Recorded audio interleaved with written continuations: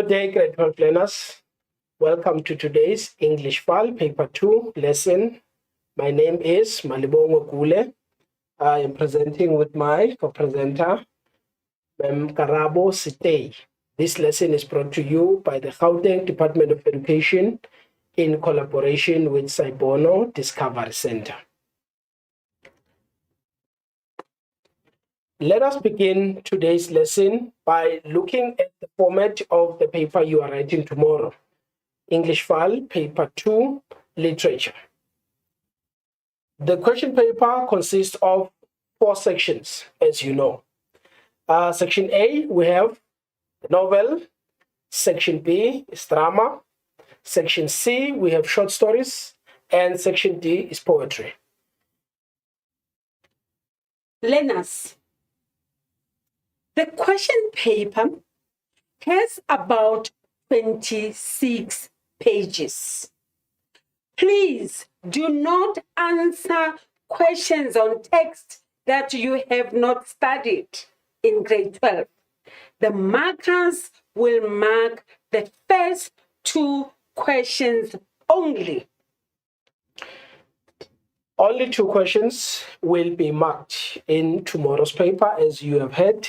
Now, I want us to look at the table of contents for our paper tomorrow. As you can see here, Section A, answer and 1 question on the novel that you have studied. So it has to be a novel that you have done at school. If you have not studied a novel at school, you do not answer a novel or a question on novels tomorrow. You do or you answer questions on the genres that you have studied. Very important. So if you have studied Section B, drama, Macbeth, you answer that. If you have studied My Children, My Africa, you go and answer My Children, My Africa. You look at Section C, it's short stories. With the short stories, if you see that it says 5.1 and 5.2. So in that question, in the short story question, you need to answer both short stories. Both questions that are set on the short stories that are there. And then Section D, you have poems, poem number 1 and poem number 2. So you must answer questions on both poems. No choice. Importantly, learners, we have here on the table of contents indication of how many marks are allocated per question, and also the page number of where your question is located. So you do not read question 1 up to question 6. You immediately zoom in on what you have studied in 2025. Now, how to manage your time, your reading time tomorrow?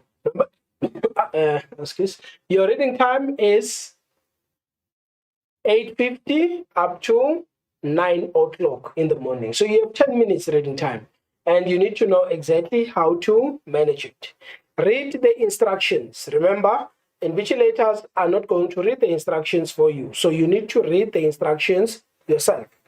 Use the table of contents to locate your questions.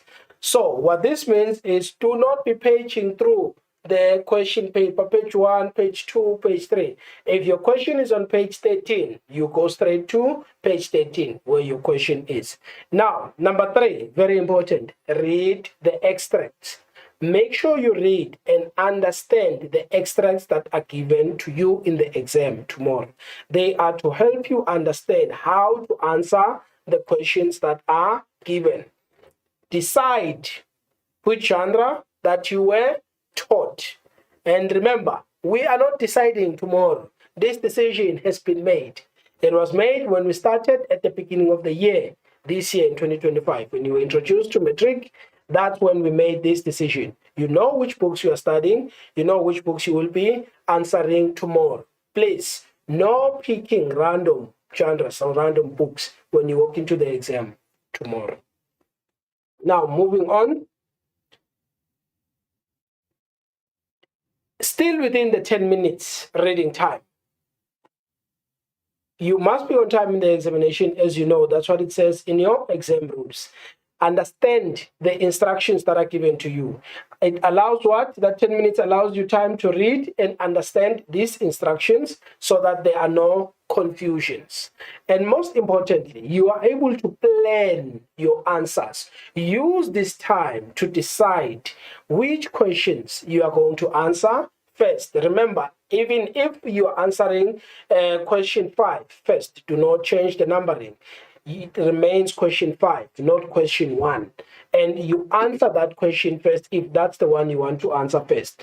And according to your strengths, which one do you want to start with and how many marks? Look at the mark allocation again.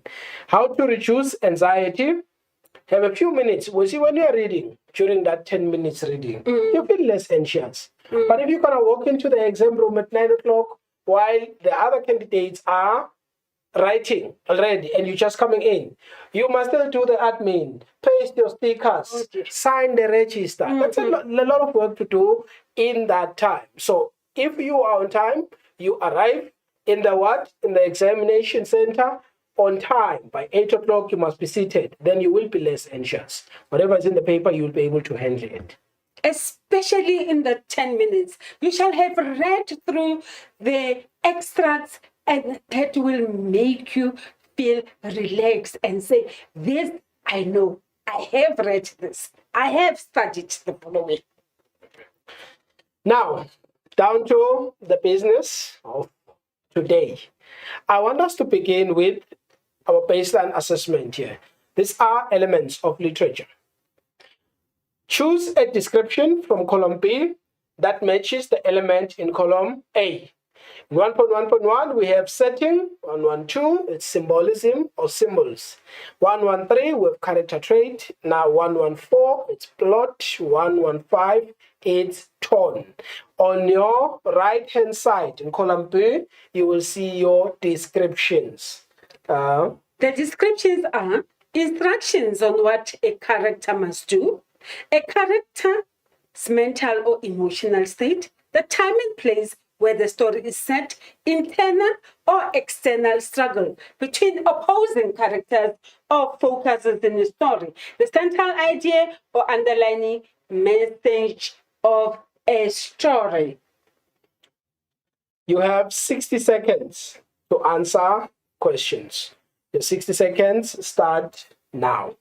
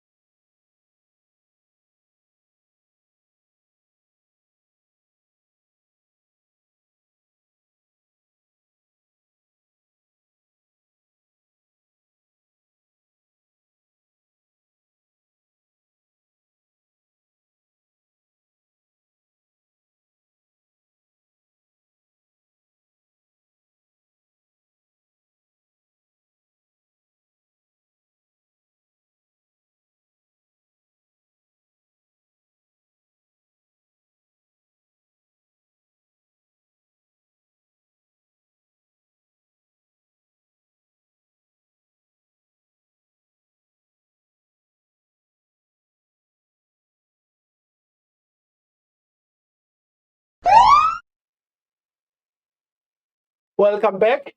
Grade 12. Now let us look at our possible responses. Remember, these questions will be in your exam tomorrow, but not in this format, not in the multiple choice. Please, not in this format. Yes. Now we are just testing your knowledge and what you know. Do you know what setting is? The setting in literature refers to the time and the place where the story is set. And symbolism? No, you want to further explain the setting, Mr. Good, then you can go ahead. The time. There's no morning or evening there or afternoon. Remember, time, we are talking about the event. What is happening in that extract? That is the time, not morning or afternoon or during the day. Or 12 o'clock. Or 12 o'clock. So, no, we will not accept such answers when we mark your scripts. Symbolism, 112.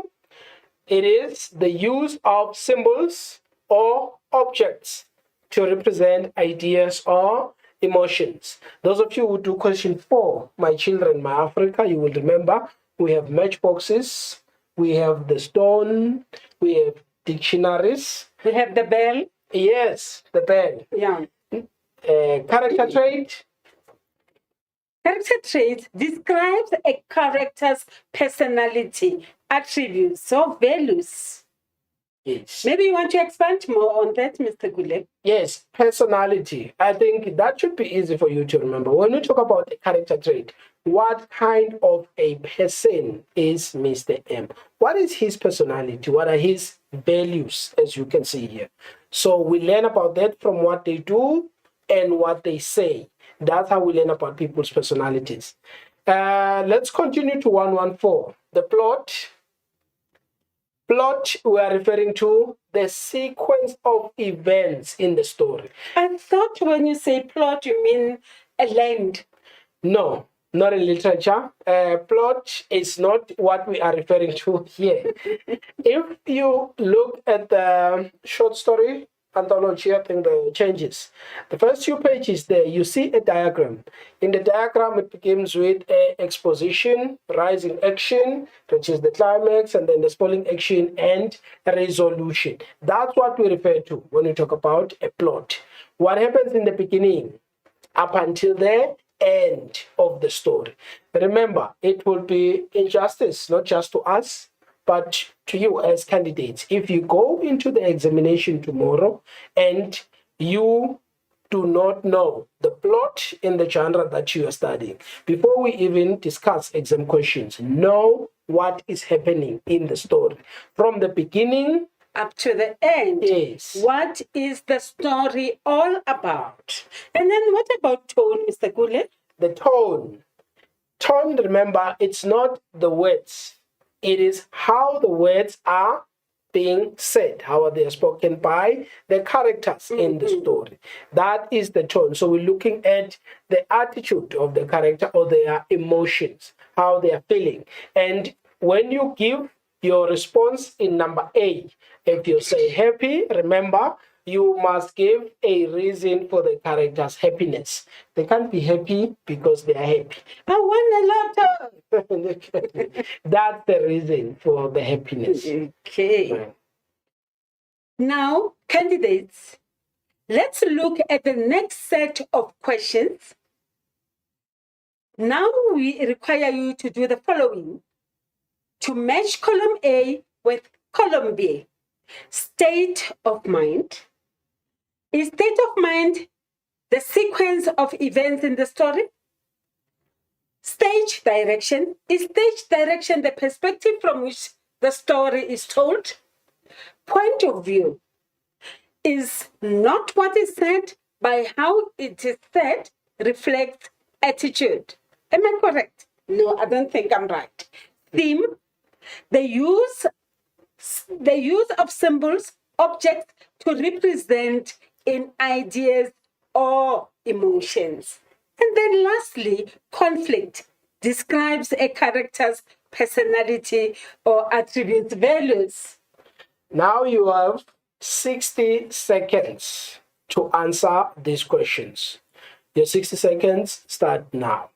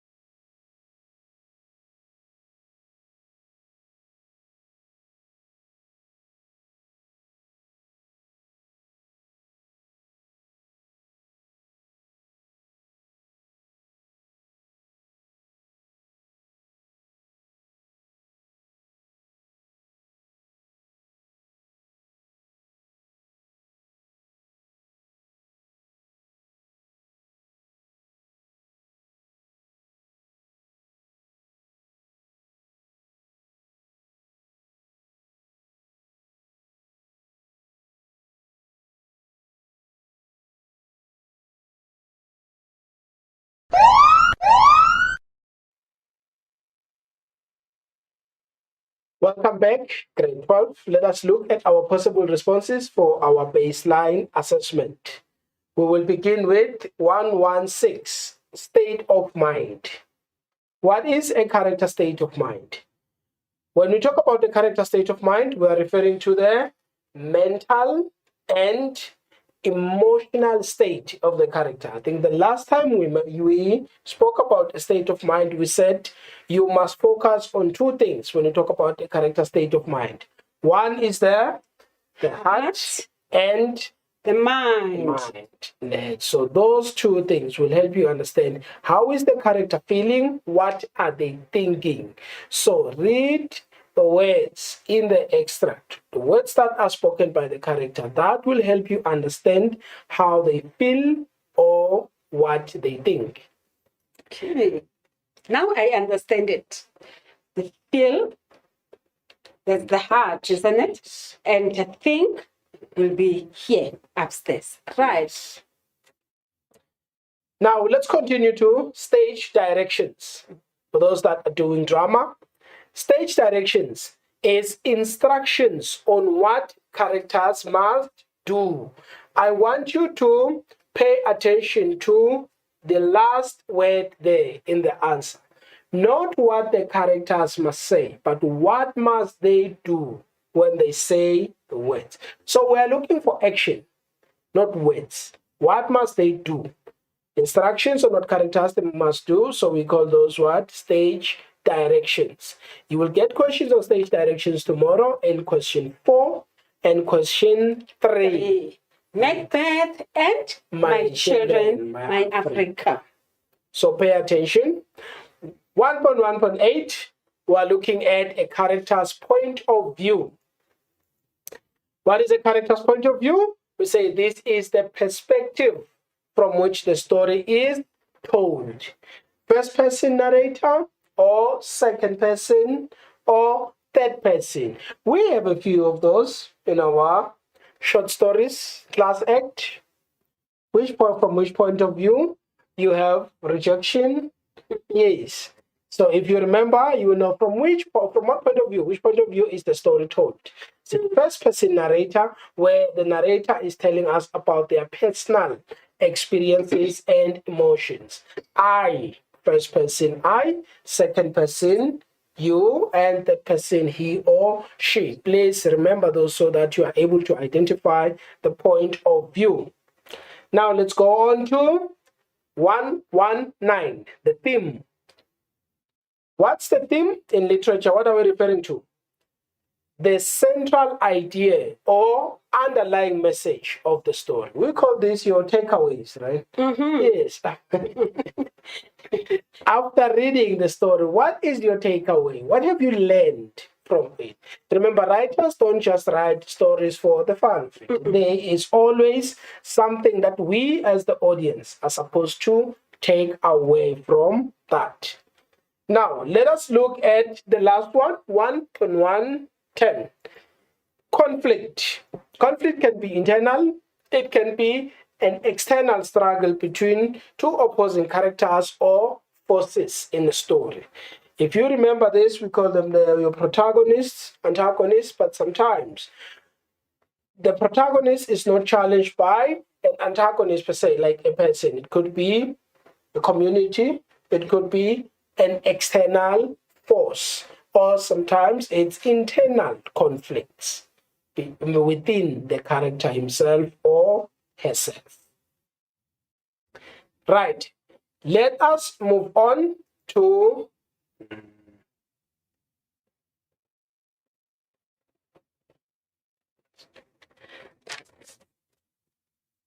we will take a short break of 1 minute. I want you to ask yourself these 3 questions. Number 1, what do I want? Do I want to become an A student or do I want to become an average student? Number 2, I want you to ask yourself, how do you plan on getting there? Are you going to put more extra hours or are you going to just sleep? Number 3, who will be with you in this journey? because it is important that we associate ourselves with students who have the same vision as us, who want to become a student, who want to put in the extra work, who want to become better at what they do. Unsuccessful people do not plan, they just let life happen to them. But successful people are planning on how they want their lives to be. And right now, you plan on how you want your results at the end of the year to be like. Welcome back, grade 12. Apologies for the interruptions, but we are back. Let's continue. Now, I want us to look at how must you approach the paper tomorrow. What is it that you're supposed to do when you walk into the examination? If you see then bulletin number 1, we say, understand the context of each extract. What happens before and what happens after. So what this means, remember when we spoke about reading time? We said read the extract. No skimming and scanning. Reading details. Have your magnifying glasses if you need them. Unfortunately, I don't think they will be allowed. Identify the tone or figures of speech and themes that are found in the extract that you are reading. Now, when you start to answer the questions, remember, you must express your opinions accurately. State your point. Don't beat around the bush and be proficient. Give us enough evidence from the story to prove that you know what you are talking about. Then put yourself in the character's shoes. Imagine that you are one of the characters in the story. Then you will be able to empathize and give us answers that are meaningful, and that will earn you marks. Very important marks. Very important. Think critically. Yes. Now let us begin. If you look at the title there of our slide, it says characters. These are Must get marks. means you have no choice. It's mandatory. You are supposed to get these marks. The first thing you do when you walk into the examination tomorrow, give us 4 marks on characters. Before we can go to the other questions, let's agree on the 4 marks that we'll get in question number 1. Then we will talk about the rest. 4 marks in the packet. 4 marks, non-negotiable. Okay. So, yes. Choose a description from column B that matches the name in column A. And that is in Cry the Beloved Country. Our example comes from Cry the Beloved Country, this one. Yes. So, in number A, we have Reverend Msimango.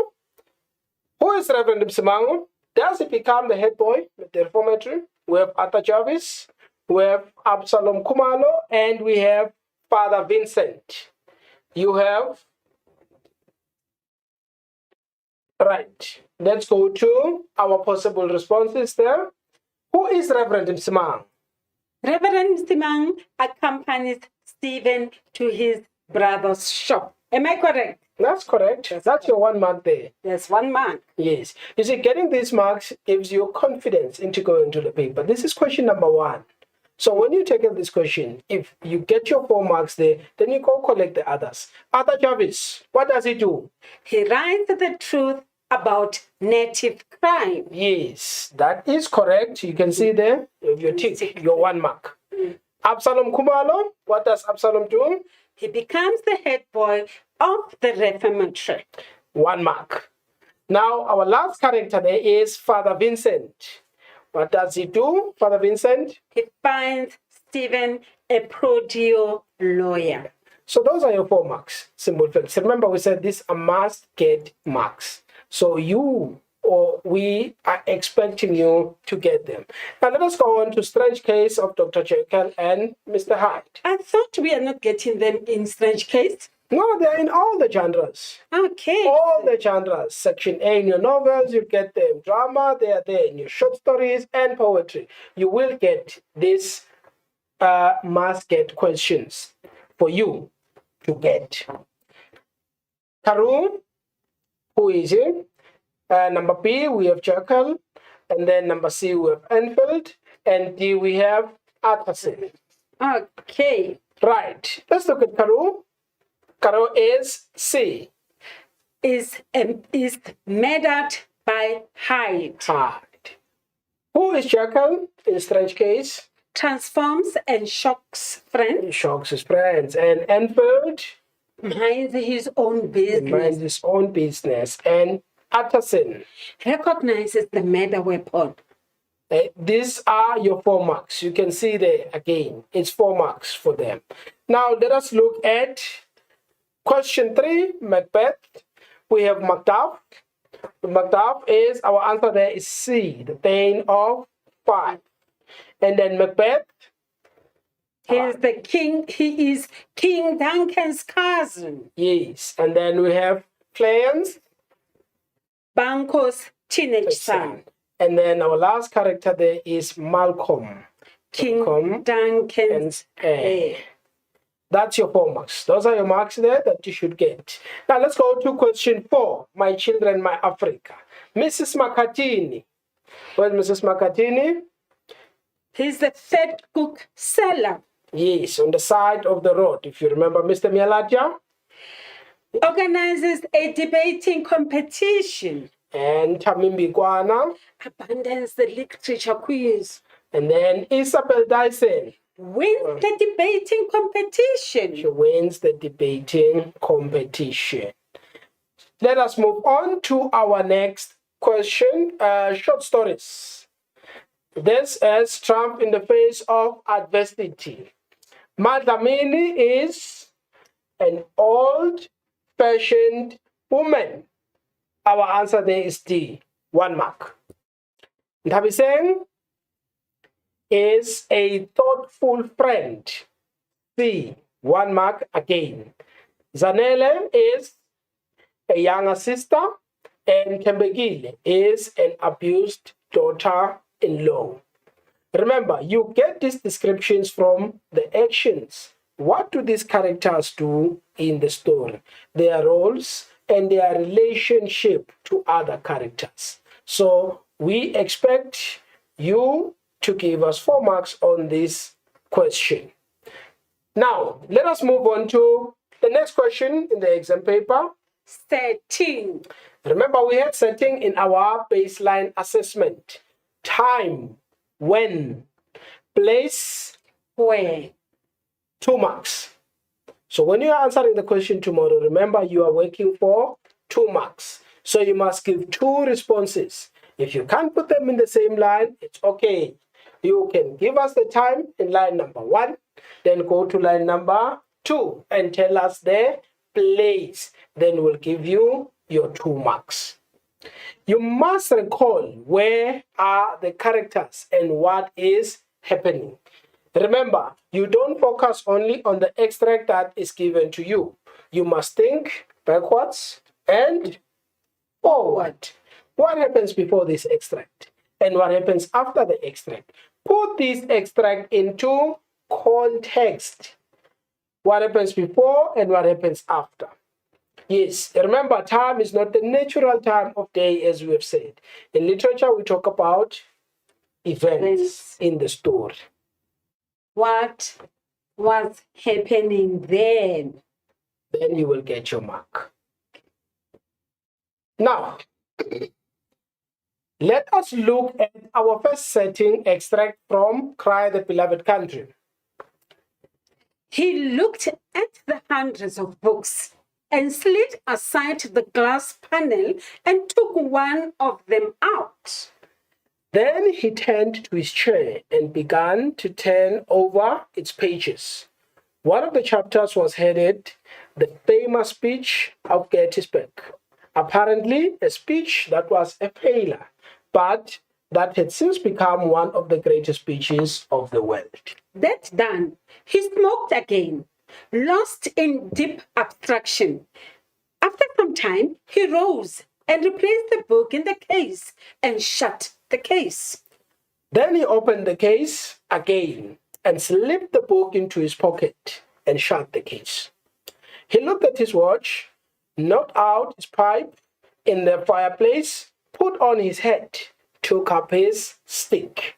He walked slowly down the stairs and opened the door into the fatal passage. So now you are sitting there. It's you tomorrow, not us. You are thinking, where are we now? What is happening? Describe the time and place where this extract is said. Yes. What is your answer there? It is when Arthur's father, James Jarvis, discovers the what?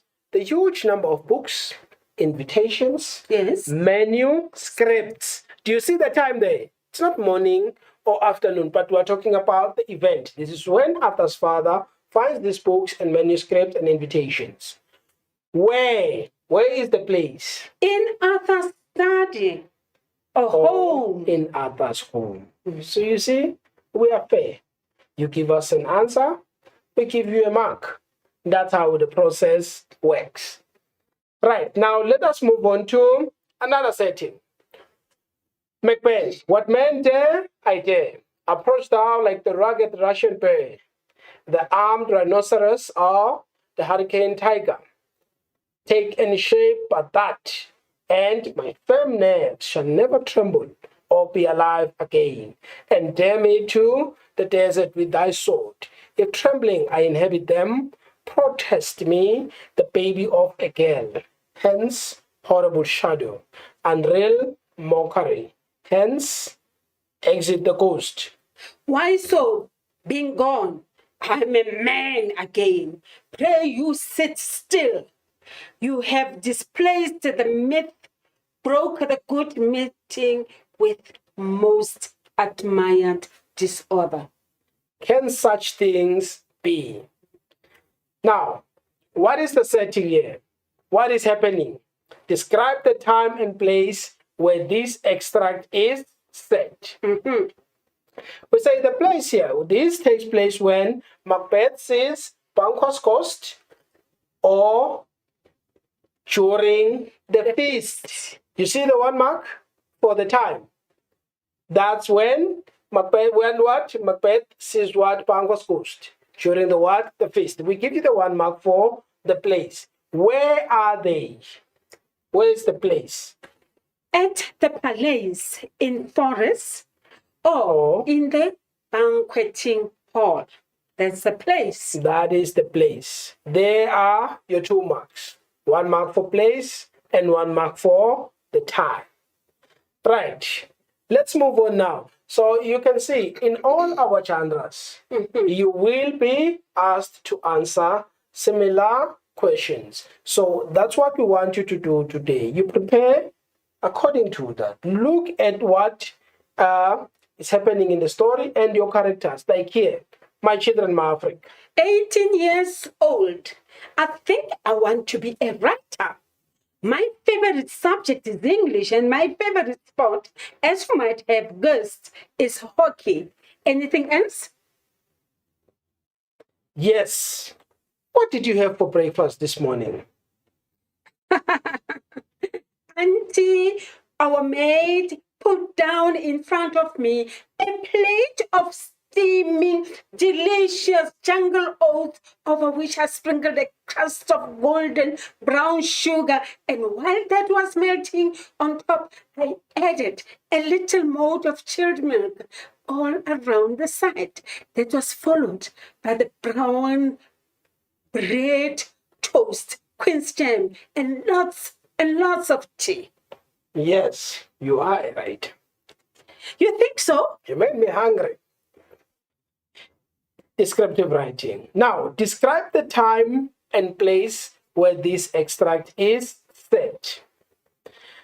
Our answer there is, this takes place after the debating contest. Not after school. No, we don't want those kind of answers. What was happening is after the debating contest, that's the time. One mark. Where are they? At Zolile High, number 1 classroom. That's your second mark for the place. Right. Let's move right along to triumph in the face of adversity.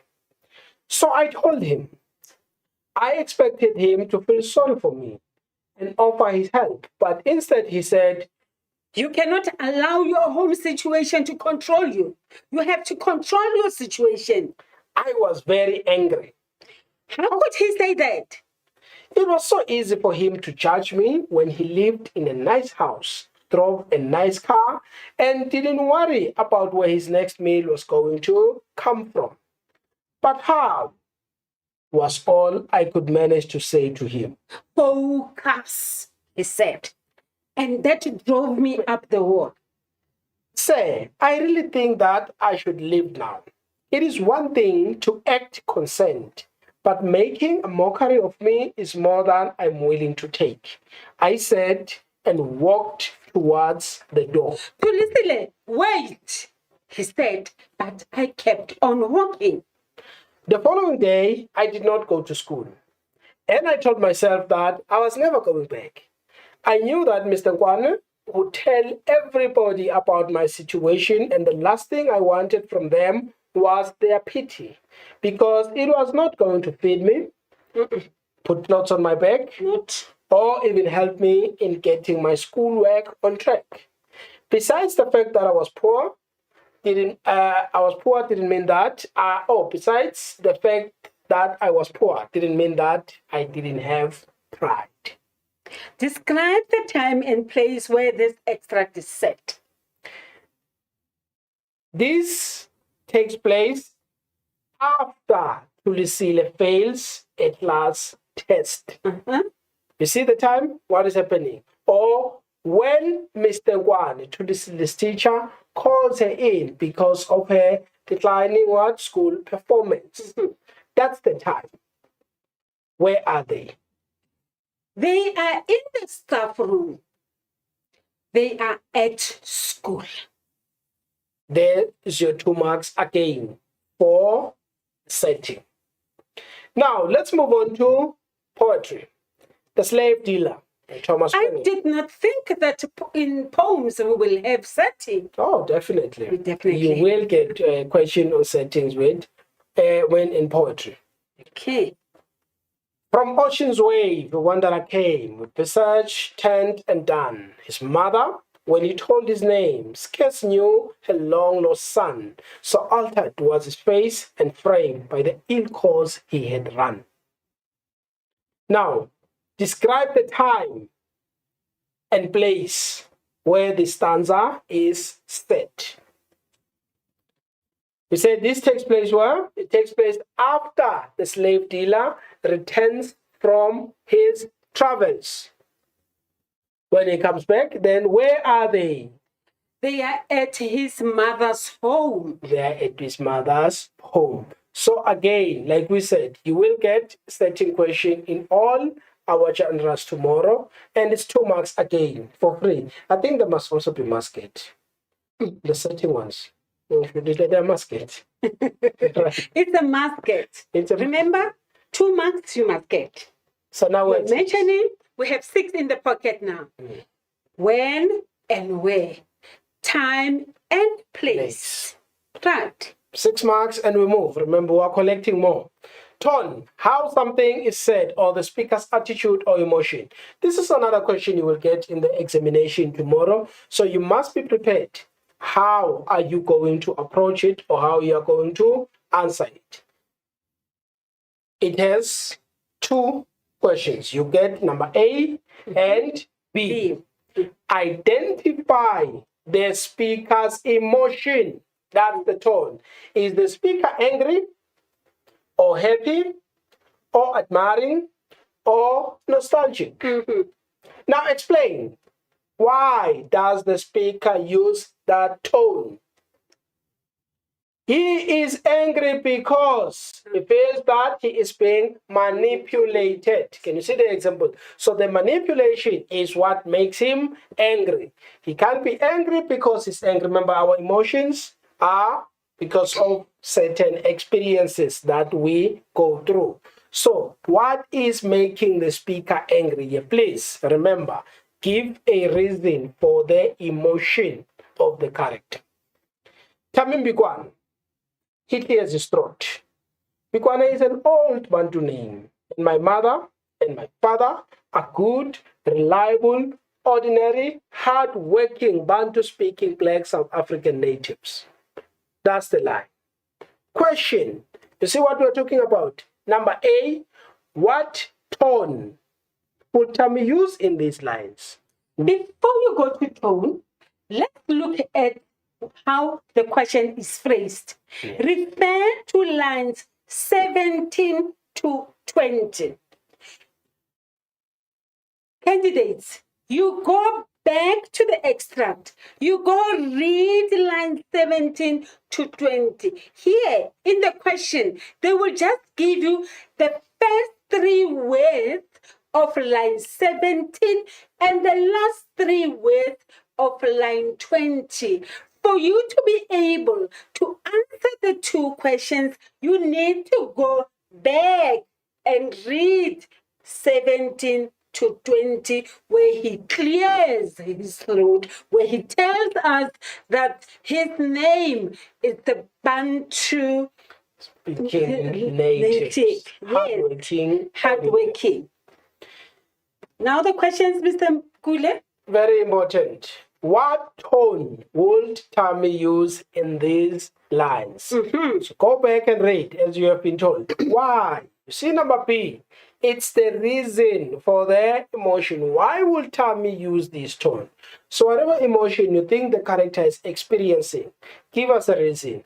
Our answer here is confident or boastful. It's boasting. He says, Bikwana is a band name. It's Yes. boastful, isn't it? We can see pride there. He's very proud about it. He's very confident. And then Why why would he be confident? that? Because of his pride. He's proud of his ancestry. He's proud of where he comes from, or he's proud of his parents that he says are hardworking or ordinary Bantu-speaking natives. That is the reason for his confidence. Words are hard to find. They are hard to find when they are needed by the heart. When the heart feels, words hide like they are not part of life. They are hiding. Where's the hiding? Yes. You see, this was pointed out again to you before. These lines. Do not make assumptions. Don't assume that you know what the question is referring to, or which line is it, or where you think the answer is going to come from. Follow the instructions given in the question. Refer to lines 6 to 7. They are hard to find when they are needed by the heart. Those are the 2 lines we're focusing on. What tone would the speaker use in these lines? And why? Why would he use this tone? Let's look at our possible answers. He uses this tone because he's frustrated or despondent. Why is he frustrated? What frustrates the speaker here? It says he feels helpless because he cannot find the right words to express the feelings or emotions. Doesn't that happen to all of us sometimes? It does. Where's hide? They're hiding Yeah. when they are needed. When they are needed. So the answers mustn't hide. No, They are we there don't in your want. head, and put them down on your script tomorrow. Yes.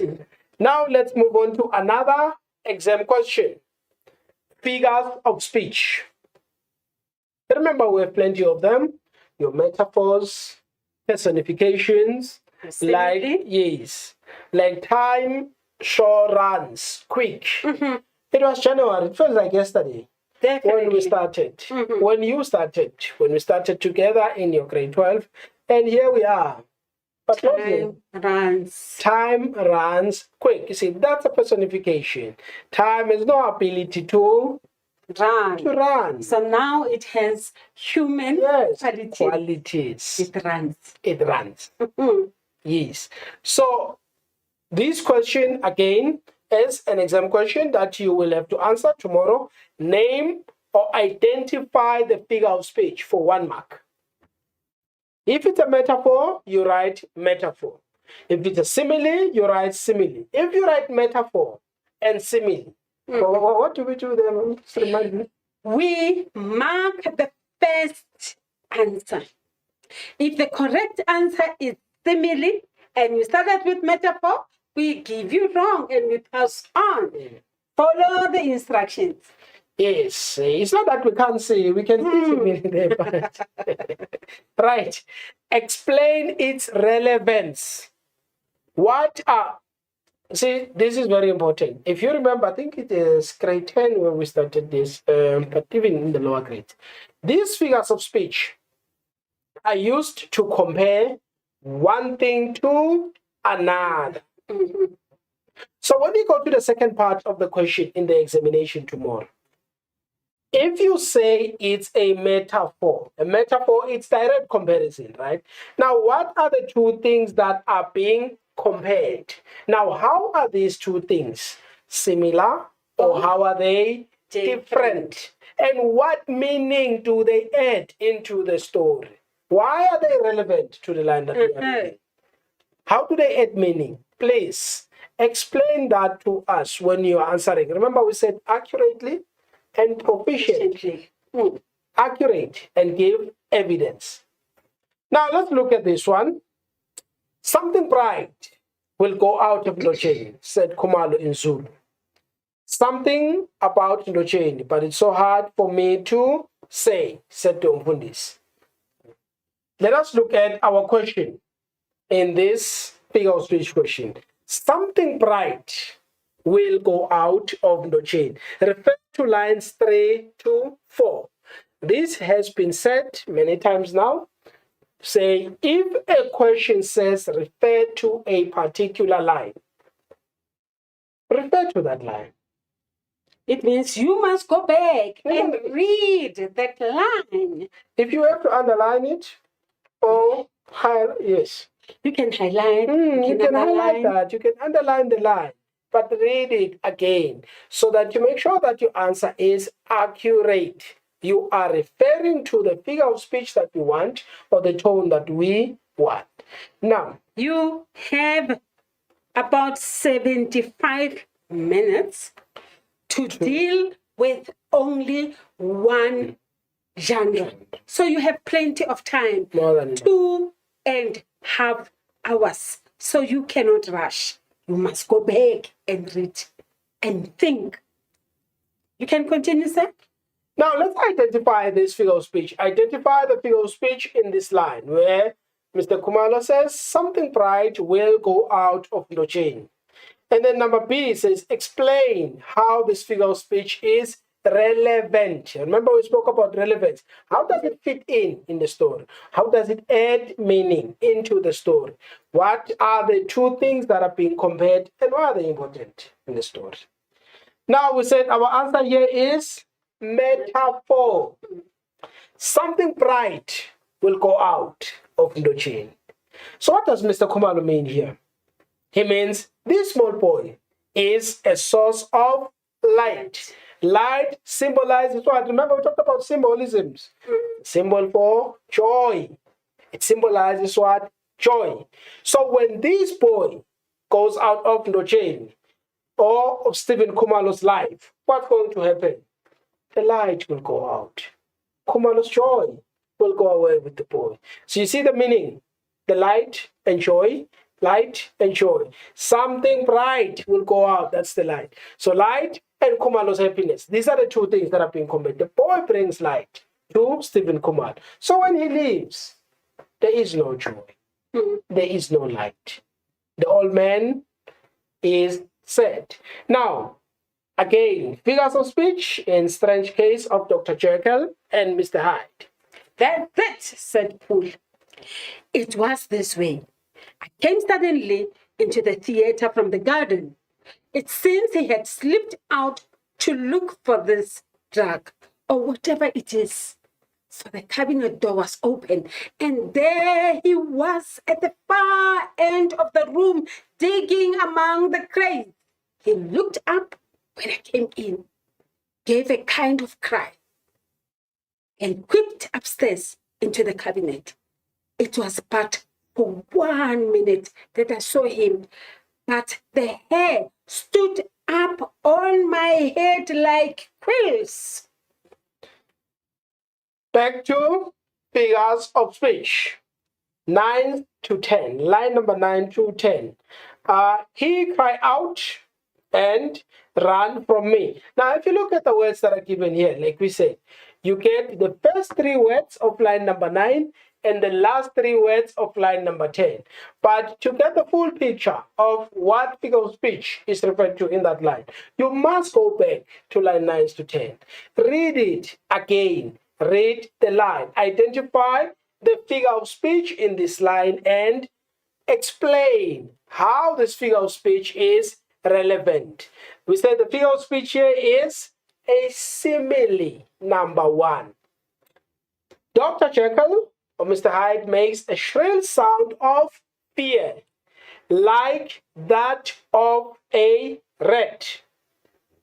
2 things that are being conveyed. The sound that is made by who, Dr. Jekyll, is like the sound of a what? Of a rat. 1 mark. You see the 1 mark there? Just tell us, what are the 2 things that are being conveyed there? When Mr. Poole unexpectedly see him digging among the crates. So there's your 2 marks. 3, we are going to almost 10 now. Figures of speech, short stories. What was he leading up to with these preliminaries that rather announced the storm? So their visit was obviously planned. Does one announce bad news dressed up like that in one's Sunday's best? Or did they want to inspire confidence with their impeccable dress? I thought of the absent one. I asked with the cry of a hunted beast. With a cry of a hunted beast. Yes. Here are our questions. You see there in line 5. Go back to line 5. I asked with the cry of a hunted beast. Identify the figure of speech here. Our answer is metaphor. How? Explain why this figure of speech is relevant in this extract. How does it fit in? How does it add meaning? The way that the narrator cries is like the cry of a hunted beast, or an animal that is being hunted. So that's what we are comparing it. The cry of a hunted animal is compared to the cry of the narrator in the story. Why? Why does she cry like that? She cries out when she realizes the truth about Mudo's second marriage, that the Imam is referring to Mudo, that something terrible has happened to Mudo. There you have it. Again, your 2 marks. Right. Let's move on to our sonnet, figures of speech in poetry. In me thou seest the twilight of such day, as after sunset faded in the west, which by and by black night doth take away. That second self that seals up all in rest. In me thou seest the glowing of such fire, that on the ashes of his youth doth die. Figures of speech, again, you will find them in question 6, as we said. Refer to line 8. That's the second self, all in rest. So go back to the line, read the whole line, so you get the full meaning of the sentence or the line that we are referring to. Identify the figure of speech used in this line. Explain why the figure of speech is relevant in this line. Our answer there is metaphor, or personification, or alliteration for 1 mark. So what are the 2 things that are being compared here? Said in the same way that the speaker's eyes close temporarily while sleeping, so will death close his eyes permanently. So we're comparing the what? The speaker's eyes that are closed temporarily when he's sleeping, it is compared to the permanent closing of the eyes when the speaker is dead. Is dead. You can see it there for yourself. Or the alliteration part, the repetition of the sound S suggests the word calmness, silence, tranquility that accompanies the night, or the dead or aging person. The silent is peaceful. Now, let us move on to our 4 and 5. 3 and 4. Apologies. Stage directions. Remember, we said we are focusing here on what a character must do. If you look at bulletin number 1, it says it's non-spoken text. So this is not what they say. What they do. You are the director. If you remember, the question says, if you were the director of the play, what would you tell a character to do when saying these words? So give them instructions on how they must move, how they must speak, not what they must say, but how they must say the words, or how they must react in a particular moment. What emotions must they show? Do you understand? So they are doing something. As much as they're saying the words, there must be action. Study the extract or the line carefully, very carefully. The action you are looking for is in the specific line you have been given. Now focus on the character's actions. Use action words such as Raised voice, point a finger, bang a table. you see, action. Now let's look at stage directions on My Children, My Africa. Isabel, and where does she finds his name in the register? Tammy Mbikwana sits. Tammy points.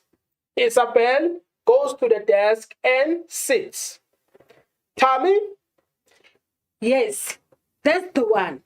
For nearly 2 years, I've sat there being educated. Isabel, reading names carved into the wood of the dead. John, Bobby, Zola, Bonnie. Sile, Boni Sile. Now, where's your name? You won't find it here. I don't want to leave any part of me in this classroom. That sounds heavy. It's been heavy. You've got no problems with it, eh? Now, let's look at the line in question. Lines 10 to 11. Refer to lines 10 to 11. I don't want to leave any part of me in this classroom. You see, you have 3 words, the beginning, 3 words, the last line. But you are missing something in between. And if you don't go back to the extract, to that line, you are going to miss those marks. You will miss those marks, and we don't want that to happen. So you must go back to the lines, read them. I don't want to leave any part of me in this classroom. What should he do when he's saying this? If you were the director of this play, what would you tell Tammy to do while saying these lines? State 2 points, and those 2 actions. State 2 actions. Yes. Say the words tomorrow when you are writing. You might look like a crazy person, but you'll get the marks. Say 2 actions. Say them. If you were there, you put yourself, we said, imagine you are the character. So you are Tammy, you are frustrated with the education. Say, he should what? I don't want to live. You see, it must be appropriate. It needs to be appropriate. So you must say the words so that you get appropriate action. Shake his head, wave his hands, down the table. Desk. No waste. I am not leaving any piece of me in this classroom. Action. If you give us these actions, we'll give you marks. Fair exchange. Now, let's go to the next one. To Macbeth. Macbeth. The dead man's knell is their scarce asked for who, and good men's lives expire before the flowers in their caps, dying or ere they sicken. Oh, relation, too nice and yet too true. What's the newest script? That an hour's age doth he's the speaker, each minute chins a new one. How does my wife?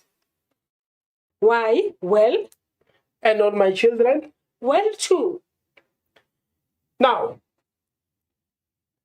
if you were the director of the play, What would you tell Rose to do when saying line 11? Why? Well, question mark. Stage 2, actions. Rose should Look at the ground. look at the ground. He should avoid eye contact.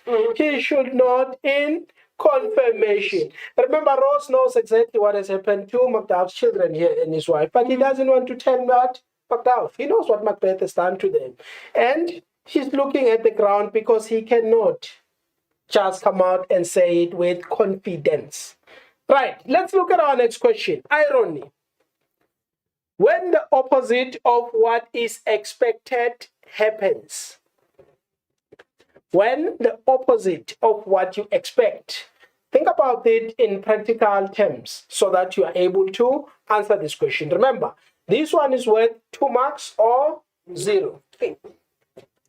There's no split. It must reveal contrast or contradiction between expectations and reality. A difference. It must also show what?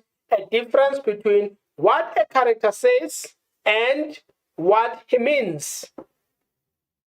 To show what? Hypocrisy or sarcasm. But both sides. Both sides. If you tell us what is expected, but don't tell us what happens, we don't give a mark in this situation. Unfortunately, there is no Father Christmas.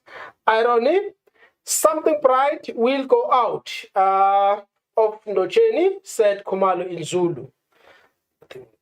Yes. Now, I want us to look at the question here. Irony question. Remember when we said refer to a line? This one says refer to The novel as a whole. See, now, so now you are not limited to 1 line or 2 lines. We want you to use your comprehensive knowledge of Cry, the Beloved Country.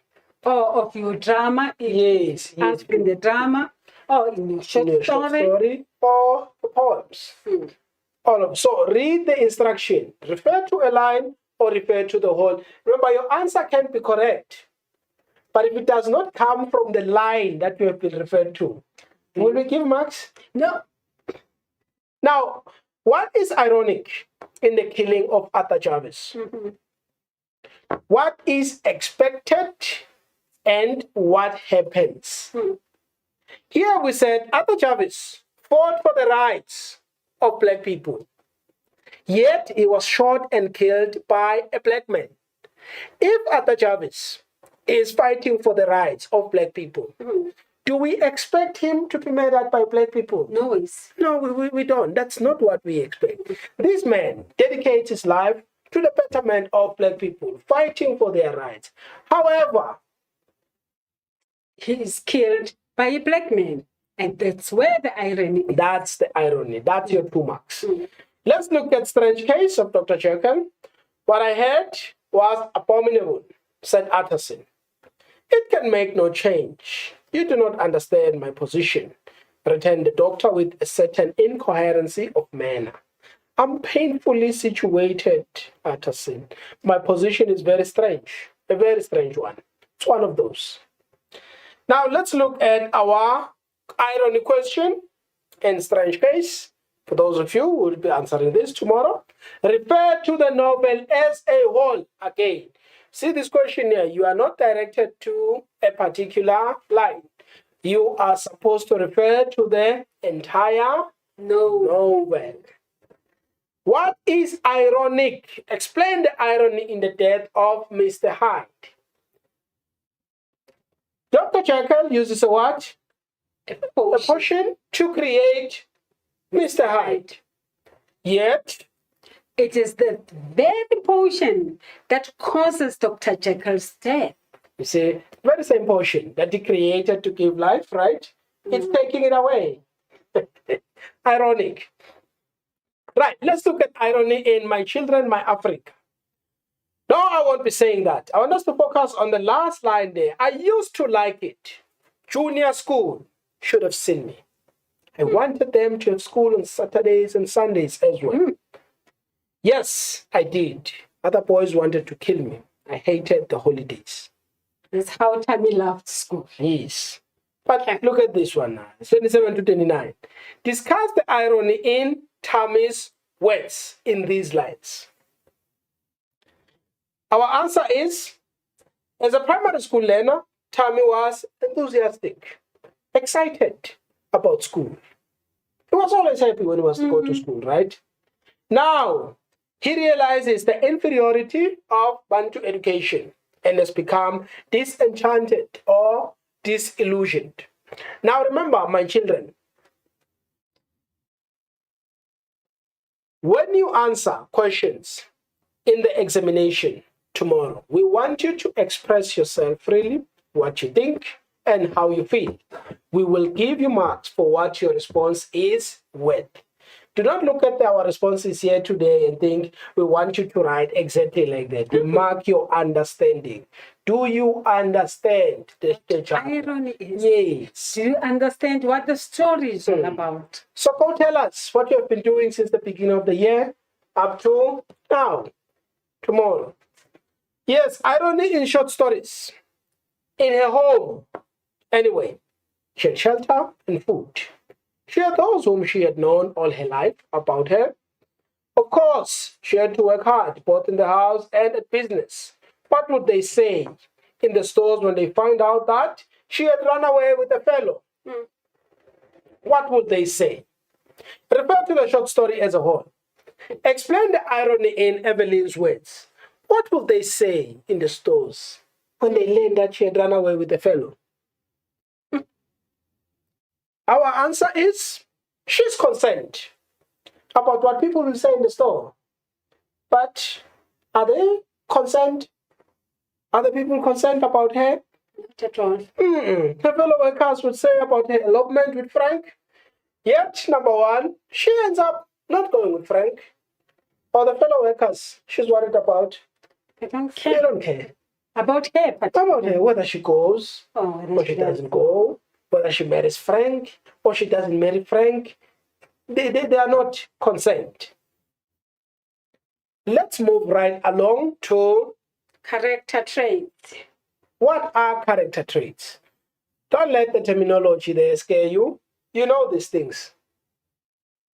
When we talk of character traits, we mean a person's personality or their behavior or their values. That's character trait. Your quality attributes, what kind of a person you are. Those are your character traits. So we want you to tell us the character traits of the people we are reading about in our chapters. What kind of people are they? How do we learn about their character traits? From what they do and what they say. And we pay attention to the actions, the words, dialogues, and how they interact with other characters in the story. Remember, we want adjectives, descriptive words to answer character trait questions. Give us those descriptive words and give us examples. If you look at the example we have for you here, said Mr. M is passionate. Yes, that's a descriptive word. But how do we know what actions do we see in the drama that show or demonstrate his passion? Is his dedication. He dedicates his life to educating his learners in Zolile High School. So these are some of the character traits you can use tomorrow. A person can be Bold. or kind or Eccentric. or generous. Or Right. introvert. Yes. But remember what we said, their actions. What do they do and what do they say? Words and actions tell us about what kind of a person a character is in a story. So pay attention. Let's look at line number 1. Character traits in Cry the Beloved Country. Did he not send milk for the children? And did he not get this young demonstrator to teach the people farming? See, did he not send milk for the children? Did he not send a young demonstrator to teach them how to farm. Refer to lines 1 to 2. So go back and read the line. Like we said, you'll only see 3 words in the question. 3 words from line number 1, 3 words from line number 2. So now go back to get the full picture. What do these words reveal about James Jarvis' character? Substantiate your answer. What the character does, what they say, tell us about who they are on the inside. Caring, Yes, compassionate, definitely. generous. He's definitely He generous. gave milk to children. He cared for the children. He contributes towards the restoration of Ndochain. That's caring. That's generosity. What they do, what they say, will tell us about who they are. Character traits in Strange Case of Dr. Jekyll. Hyde was tracked by the police and engaged as housekeeper, a creature whom I well knew to be silent and unscrupulous. On the other side, I announced to my servants that Mr. Hyde, whom I described, was to have full liberty and power about my house. Oh. Now let's look at the questions. Refer to line 6 to line 9. I drew next without pecuniary loss. I drew next without pecuniary loss. What do these lines reveal about Dr. Jekyll's character? He didn't want any financial losses, right? Yes, and he drew it is. No financial loss. What do these lines reveal? Substantiate your answer. He is, Calculating. yes, very calculating. How do we know that he's calculating? He carefully plans to ensure that he will be financially strong, either as Dr. Jekyll or as Mr. Hyde. And he's also very deceptive. He is deceptive, deceit, lies. He misleads. Remember, your description of the character and the example or definition, they must match. You can't say deceptive and then use the example above for calculating. You see, those two don't go together. So whatever description you give, the example or the action or what the character says in the story, they must match or they must support each other. He creates a false impression that Dr. Jekyll and Mr. Hyde are two different people. That's deception, that's lies. It's misleading. Yes. Right, Macbeth, let's move to character trait. The love that follows us sometimes is our trouble, which still we thank as love. Yea, and I teach you how you shall bid God out ask for your pains and thank us for your trouble. Now let's look at the character trait in this extract. What does this extract reveal about Duncan's character? Substantiate. When we say substantiate, we mean Give reason. evidence. Yes. Reason. Give us a reason for your answer. Your answer alone is not worth a dime. It's not worth a mark. Your answer, your opinion with reason. Remember, anyone can make opinion. Anyone can make an opinion. But we want text-based opinions. Right. We say Duncan here is, Gracious. he is polite, he is, Grateful.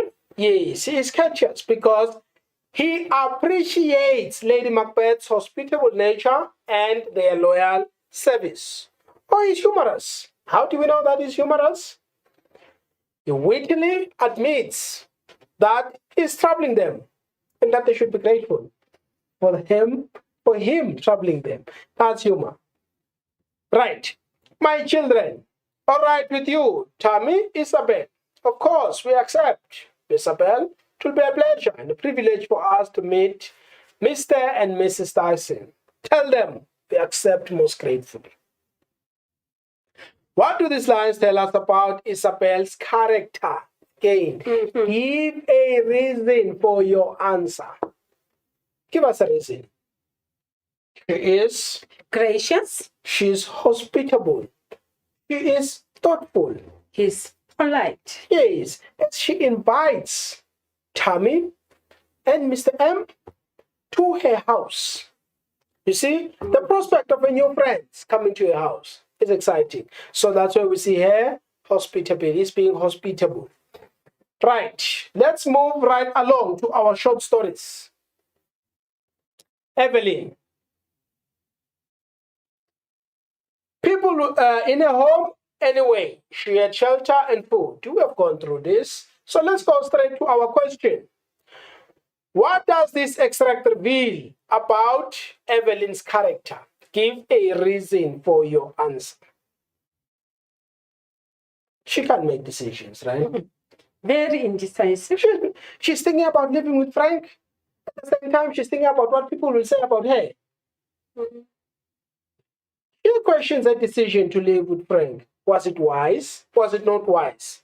Or we can say she is practical, sensible, or sensitive. So you see, your level of criticism and analytic mind is very important in the paper you are writing tomorrow. Because if you look at the two responses here, one is a positive aspect of Evelyn's character attributes, and then the other one is negative. But both these answers are worth same marks. So you can go left or right, but give text-based examples.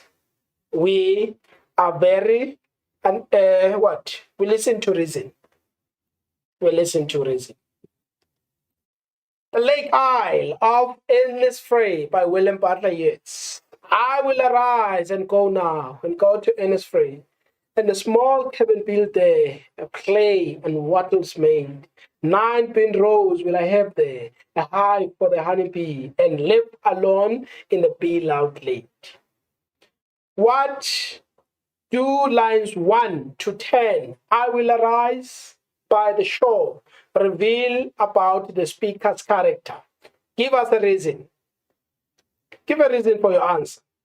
We say the speaker is appreciative and sensitive and hopeful that when he gets out there, he will experience the what? The beauty of nature in a place where we will be free from city life. From the city life. Now let's look at these ones. I think these are very interesting. False questions. Please, these are very different from the negative statements in paper 1. I hope we are very clear on that one. Remember, we want factual details from the text, from your drama, from your novel, from your short story. Do not just add not, cannot, do not. There will be no marks for such responses tomorrow. We want evidence, a factual detail that proves that the statement that you will be given there is incorrect. Let's look at our examples here. Why is the following statement false? Tammy stays with his parents in Bragwater. Now read the entire statement. Tammy stays with his parents in Bragwater. Tammy does stay in Bragwater, right? But does he stay with his parents? No. What's the odd one out? Take out the incorrect statement. Tammy stays with his parents. So the incorrect one there is parents. Yes. So you can't say Tammy does not stay with his parents in Bragwater. You see, now that's not an answer that we give a mark for. Very careful. Tammy stays with his grandmother or married sister. If you look at the two, those are the words that we want. That's a factual detail. You see, this one here, it's a factual detail from the play. Then you get your mark. Or Tammy does not live with his parents as his parents live in Cape Town. So what's the detail we have changed there? It's the place, not the people he lives with. Not Bragwater, but the parents are in Cape Town. Then we give a mark. False question again in short stories. They laughed. They laughed as they walked in. This is from rejection. Let's go. This is from what? Our short story, Rejection. They entered laughing, deliberate sniffing the fragrant. Now let's look at our question. The statement is, read the statement again. The man in the extract come to have tea with the narrator. I think to have tea. No. They Wow. come to tell her that her husband, Mudo, has taken a second wife. You see? Factual detail. Fact from the story. Now let's move along. False questions in poetry. Why is the following statement false? In line 7, Black Knight refers to the speaker's youth. Black Knight? Youth? No. Black Night is the end of life. That's how you prove that the statement is false. Now let's look at themes, central ideas. You see, if you know the plot, the sequence of the story from the beginning, a sequence of events in the story from the beginning until the end, you have learned something from that story. So whatever theme will be put in front of you tomorrow, you will be able to answer because you know the events in the story. You yourself have learned something from it. Discuss this theme. Now, who are the characters that are involved? When you're answering this question, prove to us that this theme can be linked with the actions of the narrator or whoever character in the story that you think the theme is relevant to. What is the message? The message, the theme. Yes. The first part, THE, it will be there, and then MES, message. What is the message of the story? Now let's look at Cry the Beloved Country. One of the themes in Cry the Beloved Country is hope. Discuss this theme. Now I want you to underline, you see here what we are talking about. We have Stephen Kumalo, we have Atta Jarvis, we have James Jarvis. We said, think of the characters in the story that you can link this theme with. The theme of hope can be linked with who? Stephen Kumar. He brings hope to Absalom's pregnant wife and Gertrude's son. And he takes them to Dochen, peaceful place, away from the corrupt city. Atta Jarvis. Link them, right? Go to the characters, check which character gives hope in what situation in the story. Now let's look at Dr. Jekyll and Mr. Hyde, the theme of friendship. Again, I want you to look at how these questions have been answered here. You have Mr. Utterson, Mr. Enfield. They have friendship. You can't just talk about friendship in general. You must talk about friendship in relation to the novel, Strange Case of Dr. Jekyll. We have Dr. Lanyon, who we have Mr. Utterson, who is concerned about Dr. Jekyll's well-being. That's friendship. So look at the characters in the story that you can link these themes with, and then look at Macbeth here. Betrayal. Who betrays who? You cannot discuss betrayal in the general sense. Tell us, how is betrayal relevant in Macbeth? You have Macbeth here that betrays who? King Duncan. You have what? The Thane of Cawdor that betrays who? Duncan. You have the witches that betray Macbeth. You see, betrayal in the play, not betrayal in general. Racial injustice. Look at it again. We're talking about racial injustice in My Children, My Africa. It can't be racial injustice in general. There will be no marks for such responses. We want racial injustice in the book. Here we're talking about betrayal in rejection. You see, we're betrayal in Macbeth, now we're betrayal in rejection. Who betrays whom? In what? In rejection. Modo betrays his wife. Pineto betrays Daba. The narrator feels betrayed by Pineto. So if you can be able to link these themes with the characters in the story, I'm telling you, your 3 marks are guaranteed. You will get them. Look at poetry. One of the themes in Sonnet 73 is aging, getting old, not older. We don't want. No one wants to. Aging. Discuss this theme.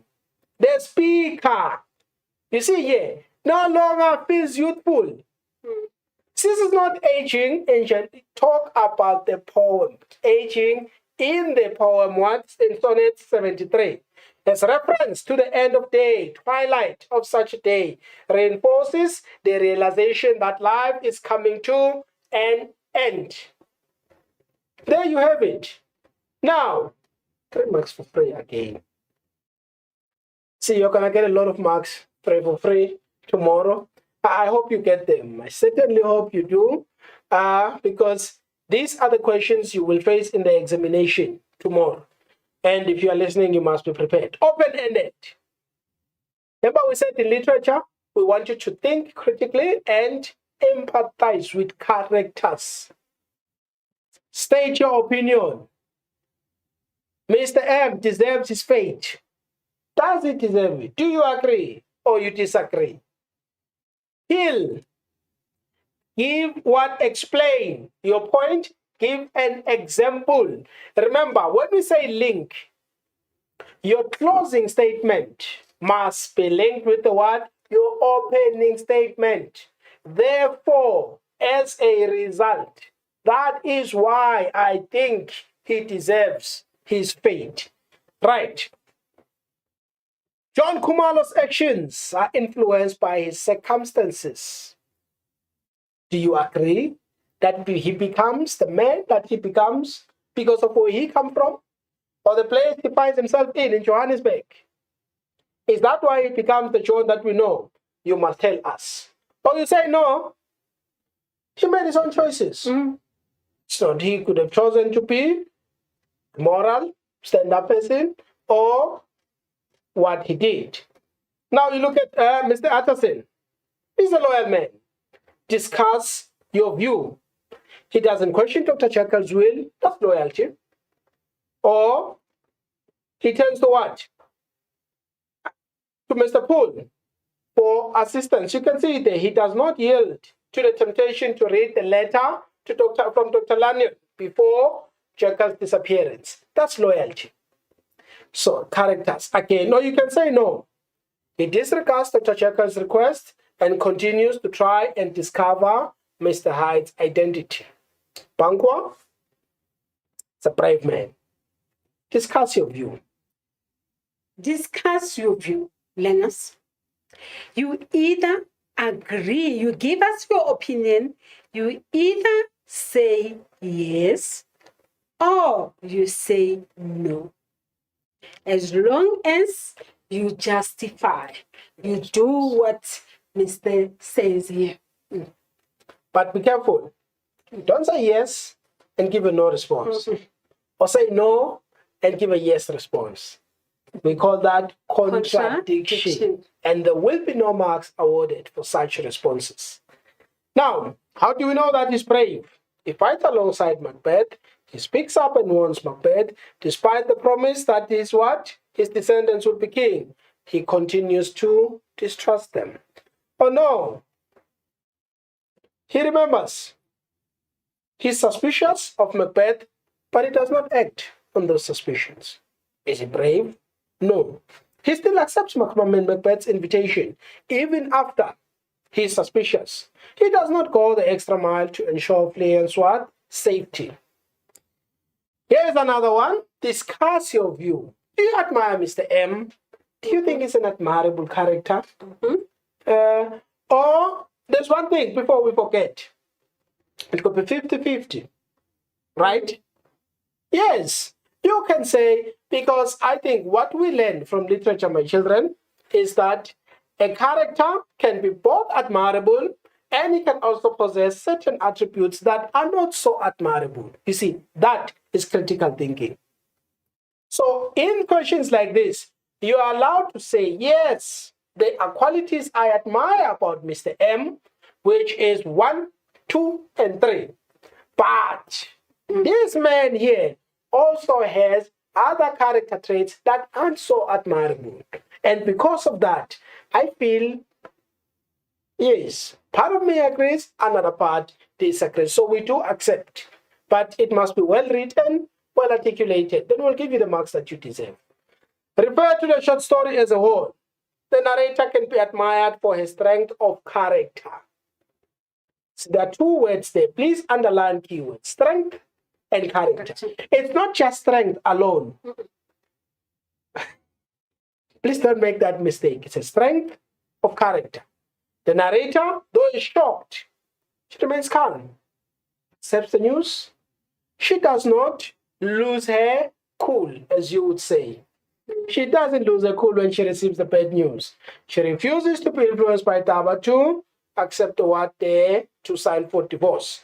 Or you can say, no, she has no character. She has no strength in the character. She could have stood up to Madam. After 25 years, she would have had a much more determined response instead of being passive And accepting. See, then we give you your 3 marks. Now, let's look at Sonnet 7.3. Is it a love poem? Discuss your view. You can say yes. You can say no. You will still get your marks with reason from the poem to say it's a love poem or it is not a love poem. It's a poem about death. Therefore, no love. Lines 8, right. Our last thoughts for today is, as you go into the examination tomorrow, give it your best. Let your hard work from the past months, years. Remember, months we're only looking at the 2025 academic year. But this journey started way before that. And this is just a culmination of everything that you have done over the past 12 or 13 or so many years. And we want you to remember that you are capable of more than you know. yes, you can. Yes, and you will. So, from us, we would like to wish you all the best. Tomorrow, in your literature paper, please leave everything on the script. Remember, we don't have word count in paper 2, do we? We don't. We don't have word count in paper 2, so you can write as much as you want. If you need another book, put your hand up. Ask for an additional book from your invigilators. They will hand it to you. And leave everything on the script. And Follow instructions though. You must follow instructions. Yes. definitely. We wish you all the best. Good luck. Ace that paper. Thank you. And And goodbye. goodbye.